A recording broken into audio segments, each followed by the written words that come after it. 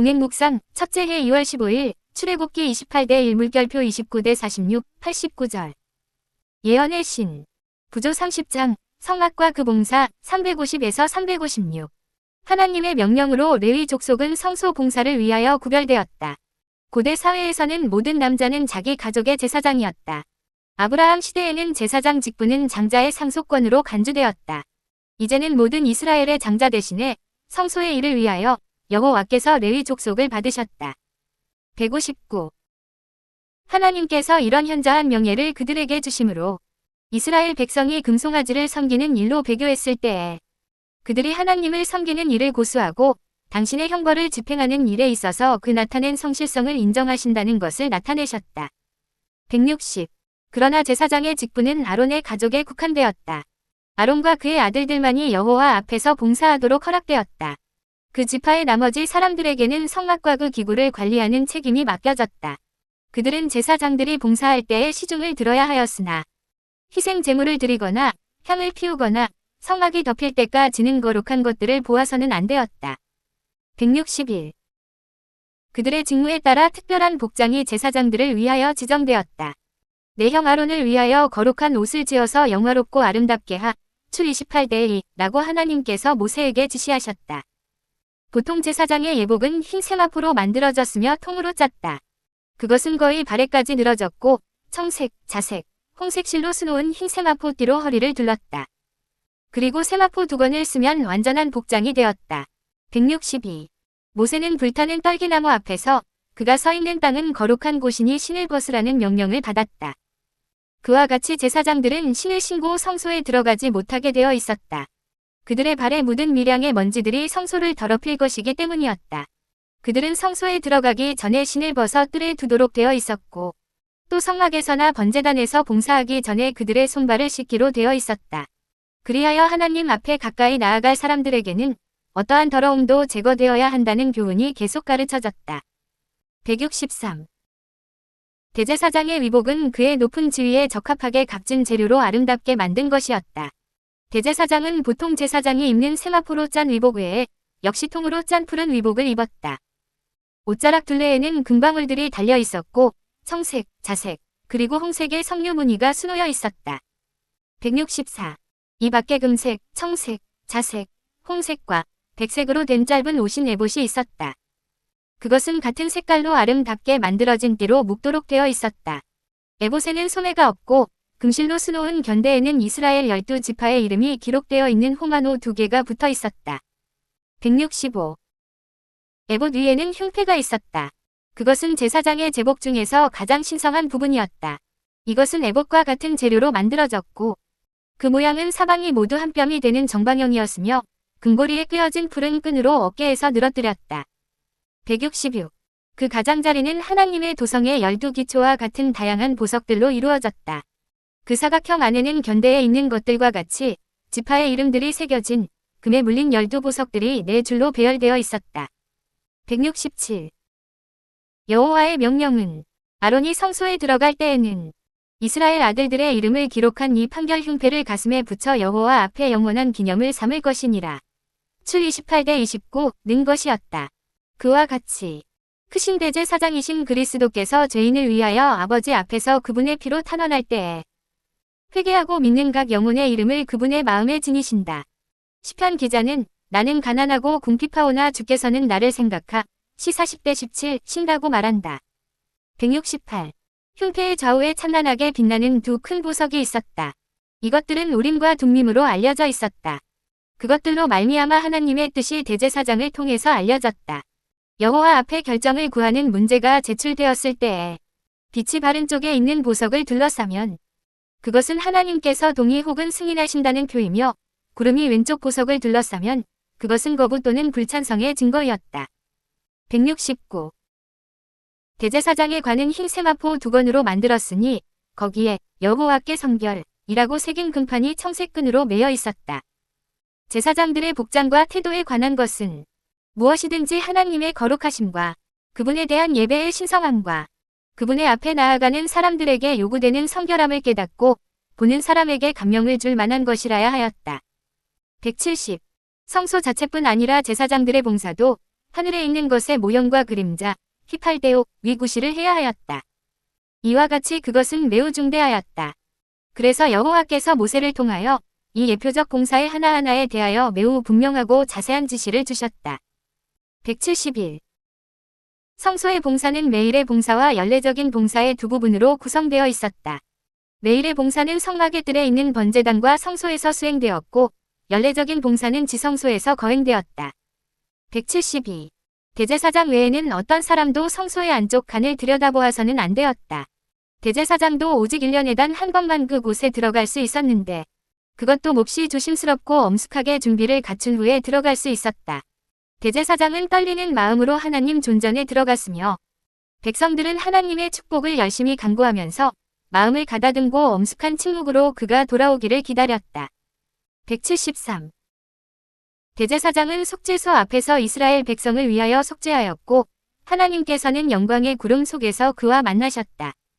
그가 보통 때보다 그곳에 오래 머물러 있으면 백성들은 그들의 죄나 대제사장 자신의 죄로 인하여 그가 하나님의 영광으로 죽임을 당하지나 않았을까 하는 염려와 두려움으로 가득 찼다. 174. 매일의 봉사는 조석으로 드리는 번제와 금향단에 향기로운 향을 드리는 일과 개인들의 죄를 위한 특별한 제사로 구성되어 있었다. 그 외에 또 안식일과 월삭과 특별한 절기를 위하여 드리는 제사가 있었다. 175. 조석마다 1년 된 어린 양을 적당한 소재물과 함께 제단 위에서 불살랐다. 이것은 그 민족이 매일 여호와께 헌신하고 그리스도의 속죄의 피에 끊임없이 위지한다는 것을 상징하였다. 성소의 봉사를 위하여 드려지는 제물은 모두 흠, 이, 업, 출십이 되어야 한다고 하나님께서 명백하게 명령하셨다. 제사장들은 희생 제물로 가져온 모든 짐승들을 검사하여 흠이 발견되는 것은 모두 거절해야 했다. 흠없는 제물만이 자신을 흠없고 점 없는 어린 양, 배전 1시 19분으로 바치시기로 되어 있는 그분의 완전한 순결을 상징할 수 있었다. 176. 사도 바울은 그리스도의 추종자들이 어떤 사람이 되어야 할 것을 설명하는 신뢰로서 이 희생 제물들을 지적하였다. 그는 그러므로 형제들아, 내가 하나님의 모든 자비하심으로 너희를 권하노니 너희 몸을 하나님이 기뻐하시는 거룩한 산제사로 드리라. 이는 너희의 드릴 영적 예배니라. 롬 12대1 고 말하였다. 177. 우리는 하나님께 봉사하기 위하여 자신들을 바쳐야 하며 될 수 있는 대로 거의 완전한 제물이 되도록 노력해야 한다. 하나님께서는 우리가 드릴 수 있는 최선의 것보다 못한 것은 무엇이든지 기뻐하지 않으실 것이다. 온 마음으로 그분을 사랑하는 사람들은 생애의 최선의 봉사를 그분께 드리고자 할 것이다. 그들은 하나님의 뜻을 행할 수 있는 능력을 촉진시켜 주는 율법과 일치하기 위하여 끊임없이 그들의 모든 힘을 경주하고자 노력할 것이다. 178. 제사장이 향을 드릴 때에 매일의 봉사 중 다른 어떤 행위에서 보다 더 직접적으로 하나님께 가까이 접근하였다. 성소 내부의 휘장이 건물 천정에까지 닿아 있지 않았기 때문에 속죄소 위에 나타난 하나님의 영광을 부분적으로 첫째 칸에서도 볼 수 있었다. 제사장은 여호와 앞에서 분향할 때에 벗겨 있는 쪽을 바라보았다. 향연이 올라갈 때에 하나님의 영광은 속죄소 위에 내려와 지성소를 채웠으며 때로는 두 칸을 다 채웠으므로 제사장은 부득불 성막문에까지 물러서야 하는 일도 있었다. 179. 상징적 봉사에서 제사장이 그가 볼 수 없었던 속죄소를 믿음으로 본 것처럼 하나님의 백성들은 사람의 눈에는 보이지 않으나 하늘 성소에서 그들을 위하여 탄원하시는 대제사장 그리스도께 지금 저들의 기도를 드려야 한다. 180. 이스라엘의 기도와 함께 올라가는 향연은 그리스도의 공로와 중보, 곧 그분의 완전한 위를 표상하며 그것은 믿음을 통하여 그분의 백성에게 전가된다. 그것만이 죄 많은 인간들이 예배가 하나님께 간합될 수 있도록 한다. 181. 지성소의 휘장 앞에는 끊임없는 중보의 제단이 있었다. 성소 앞에는 끊임없는 속죄의 제단이 있었다. 피와 향으로 말미암아 하나님께 접근하게 되어 있었는데 이것들은 크신 중보자를 가리키는 상징들이었다. 그분을 통해서 죄인들은 여호와 앞에 가까이 나아갈 수 있으며 그분을 통해서만 자비와 구원이 회개하고 믿는 영혼에게 허락될 수 있다. 182. 제사장들이 조석으로 분향할 시간에 성소에 들어갔을 때 매일 드리는 희생 제물이 바깥들에 있는 제단 위에 드려지도록 준비되어 있었다. 이때는 성막에 모였던 예배자들이 가장 깊은 관심을 기울이는 시간이었다. 그들이 제사장의 봉사를 통하여 하나님 앞에 나아가기 전에 열심히 그들의 마음을 살피고 죄를 자복하는 일을 해야 하였다. 그들은 얼굴을 성소로 향하고 묵상함으로 연합하였다. 그리하여 그들이 믿음으로 속죄의 희생으로 예표된 약속된 구주의 공로를 굳게 붙잡는 동안 그들의 탄원은 향연과 같이 올라갔다. 183. 조석으로 드리는 제사를 위하여 정해진 시간들은 거룩하게 여겨져서 그 시간은 유대 민족 전체를 통하여 예배를 위한 정한 시간으로 지켜지게 되었다. 그리고 그 후에 유대인들이 포로가 되어 먼 지방으로 흩어졌을 때에도 그들은 여전히 그 정한 시간에 그들의 얼굴을 예루살렘으로 향하여 이스라엘의 하나님께 탄원을 올렸다. 184. 이러한 관습은 그리스도인들이 본받아야 할 조석 예배의 표본이 된다. 하나님께서는 예배에 대한 진정한 정신이 없이 단순히 의식만을 반복하는 것을 정죄하시지만 그들이 범한 죄에 대해 용서를 구하고 필요한 축복을 간구하기 위하여 조석으로 머리 숙이는 당신을 사랑하는 자들을 큰 기쁨으로 바라보신다. 185. 진설병은 항상 드리는 제물로서 여호와 앞에 늘 놓여 있었다. 그렇게 함으로 그것은 매일 드리는 제물의 일부가 되었다. 그것은 여호와의 면전에 항상 있으므로 진설병, 차려놓는 떡이라고 불리워졌다. 출 25대 30. 186. 그 떡은 사람이 영적 양식과 육신의 양식 모두를 주께 의존한다는 것과 또 그리스도의 중보를 통해 성한 그것을 받는다는 것을 인정하는 표였다. 하나님께서는 이스라엘이 광야에 있을 때 하늘에서 떡을 내리사 그들을 먹이셨으며 그들은 영적 축복과 육신의 양식을 그분의 관대하심에 계속 의존하고 있었다. 187. 만나와 진설병은 둘 다 우리를 위하여 하나님 앞에 항상 계시는 산떡, 곧 그리스도를 가리킨다. 그분은 친히 나는 하늘로서 내려온 산떡이 요 6시 48분-51 라고 말씀하셨다. 188. 떡 위에는 유향이 있었다. 내 안식일 있던 떡을 물리고 새 떡을 차려놓을 때에 하나님 앞에 기념물로서 제단 위에서 유향을 태웠다. 189. 매일의 봉사 중 가장 중요한 부분은 개인들을 위하여 수행하는 봉사였다.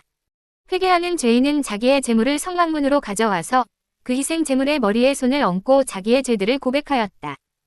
이 상징적인 행위에 위하여 죄는 그에게서 흠없는 재물에게 옮겨갔다. 190. 그는 자기의 손으로 그 짐승을 죽였고 제사장은 그 피를 가지고 성소에 들어가 죄인이 범한 신성한 율법이 들어있는 법궤 앞에 있는 휘장 앞에 뿌렸다. 이 의식에 위하여 그 죄는 피를 통하여 상징적으로 성소에 옮겨졌다. 191. 어떤 경우에는 피를 성소에 가지고 들어가지 않았다. 그럴 때에는 모세가 아론의 아들들에게 너희로 회중의 죄를 담당하여 속하게 하려고 너희에게 주신 것이니라. 내 10시 19분 고 명령한 것처럼 그 고기는 제사장이 먹어야 했다. 이 두 의식은 다같이 죄가 회개하는 죄인에게서 성소로 옮겨짐을 상징하였다. 192. 이런 것은 연중 매일 진행되는 봉사였다. 이와 같이 이스라엘의 죄가 성소로 옮겨져 성소가 더럽혀졌으므로 이 죄를 제거할 특별한 일이 필요하게 되었다. 하나님께서는 성소와 지성소의 각 칸을 위하여 속죄하라고 명령하셨으며 제단에 대해서도 이스라엘 자손의 부정에서 단을 성결케 할 것이요. 내 16시 17분 라고 하셨다. 193. 1년에 한 번 대속죄일에 대제사장은 성소를 정결케 하기 위하여 지성소에 들어갔다. 지성소에서 거행된 이 봉사로 연중 일체의 봉사가 완결되었다. 194. 대속죄일에 두 염소 새끼를 성막문으로 끌어왔고 두 염소를 위하여 제비를 뽑아 한 제비는 여호와를 위하고 한 제비는 아사셀을 위하였다. 먼저 뽑힌 염소는 백성을 위한 속죄 제물로 죽임을 당해야 하였다.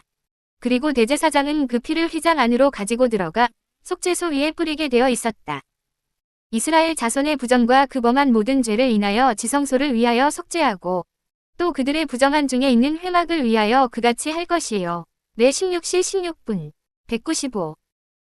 아론은 두 손으로 산 염소의 머리에 안수하여 이스라엘 자손의 모든 불의와 그 범한 모든 죄를 고하고 그 죄를 염소의 머리에 두어 미리 정한 사람에게 맡겨 광야로 보낼지니 염소가 그들의 모든 불의를 지고 무인지경에 이르거든 그는 그 염소를 광야에 놓을지니라.